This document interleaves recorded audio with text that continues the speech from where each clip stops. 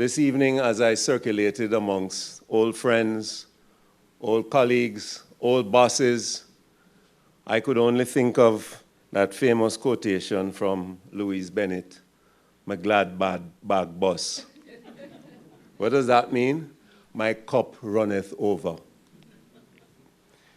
This evening's event marks the formal launch of the Sir Arthur Lewis Centenary celebrations and the first of several events planned to honor a very special man.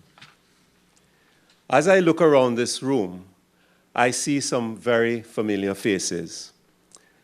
I'm very pleased, ladies and gentlemen, that you have turned out, especially to celebrate Sir Arthur's birthday and to honor his great contribution to development economics and indeed to Caribbean development.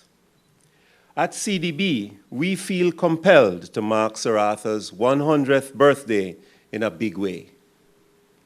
Sir Arthur transcends the globe, and his name is recognized and revered in every corner of the world.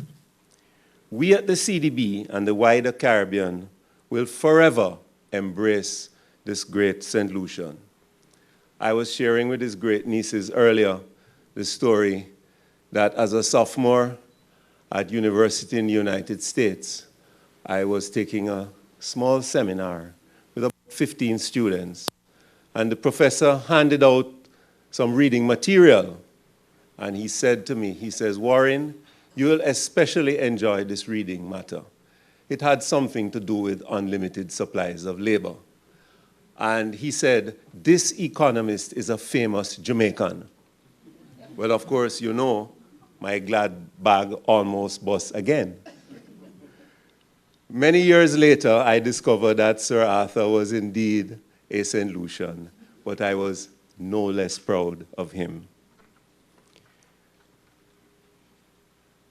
We are particularly happy that we were able to partner with the University of the West Indies to make this and upcoming events a reality. Staff of our two institutions have worked assiduously over the past 18 months to design events that would capture the essence of Sir Arthur. Professor Beckles, we wish to place on record our deepest appreciation for you agreeing to this collaboration. We are satisfied that we have forged a partnership that epitomizes much of what Sir Arthur represented. He was a brilliant research economist who inspired some of the most influential and insightful works in the field of development economics since the 1950s. For him, the university represented a font of knowledge, a vessel from which flowed an unending stream of new ideas for improving the lives of ordinary citizens. It was primarily in this setting that he pioneered groundbreaking research in this area. But alongside all that academic brilliance stood Sir Arthur, the pragmatist. His primary concern was with the practical application of economics to matters of public policy. He was able to synthesize the different roles that regionalism, capital, government, institutions, and even agriculture needed to play in the development of poor countries. Such insights became the foundation upon which he pioneered the early development work here at the Caribbean Development Bank. His presidency at this institution spanned a mere 3 years. But in that short time, ladies and gentlemen, his stamp became indelibly printed on all the aspects of CDB's work. And his insights and contributions to the resolution of early challenges of the bank remain relevant and inspiring to this day. I think Sir Arthur would be proud of the institution which he played such a pivotal role in building. Its continuity over 45 years speaks to the strength of the foundation which he laid and of the pioneering work which he did. he skillfully steered our fledgling organization through its altrical stage. CDB and the UWI are examples of successful and enduring regional institutions that continue to meet their core purpose while adapting to changes in their operating environment. CDB's focus when Sir Arthur walked these hallowed halls was remaining relevant to the needs of its borrowing member countries.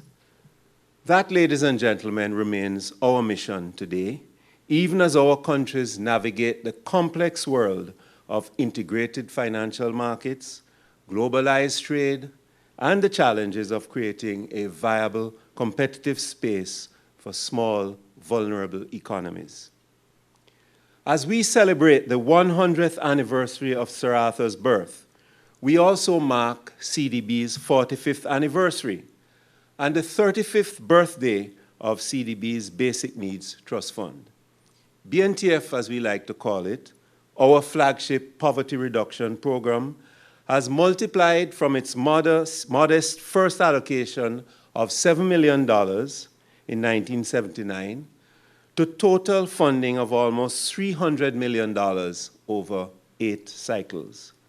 With a policy agenda that emphasizes community participation, BNTF has touched the lives of some 2 million people across the Caribbean. CDB's ongoing efforts to mainstream gender, to build institutional and human resource capacity, improve macroeconomic management, and more recently, to help our borrowing member countries to enhance their energy independence by exploiting their abundant renewable energy resources. All these initiatives are built on the same poverty reduction platform that inspired Sir Arthur's development work. This evening, we have invited 3 people to share different perspectives of Sir Arthur.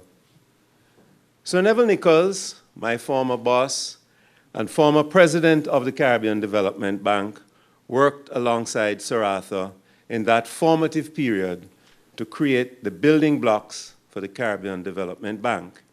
He joined us in 1971 as legal advisor and rose through the ranks to become the 3rd president of CDB in 1998. Sir Neville will bring us insights into Sir Arthur, the man. Professor Compton Bourne, another boss of mine, a former president of the CDB, will offer a short videotaped tribute to Sir Arthur. Professor Mark Figueroa began studying and researching Sir Arthur's work when he was completing his PhD dissertation at the University of Manchester. Professor Figueroa has distinguished himself as a foremost authority on Sir Arthur through his more than 10 publications on Lewis. Professor Figueroa will help us to better appreciate Sir Arthur, the scholar and academic who further distinguished himself as the Caribbean's first Nobel laureate in the field of economics.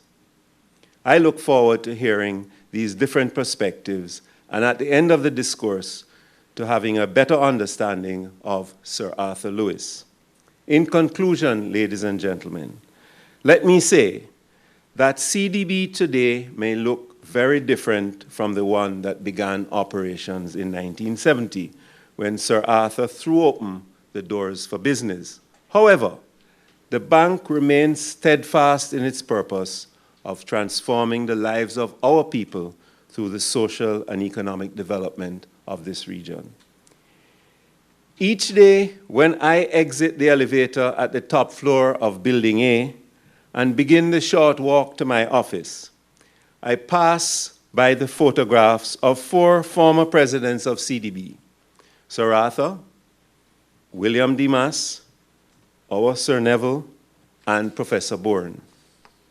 Sir Arthur's visage greets me first. Often, as he stares back at me through horn-rimmed glasses with that stern and solemn demeanor, I am reminded of those compelling words which he penned in the industrialization of the British West Indies almost 65 years ago. The British West Indians can resolve their own problems, But first, they must find the secret that will put hope, initiative, direction, and an unconquerable will into the management of their affairs. He wrote that in 1950. It is that hope, that initiative, that direction, and that unconquerable will that we must continue to bring to solving our region's most pressing development imperatives. Ladies and gentlemen, I thank you.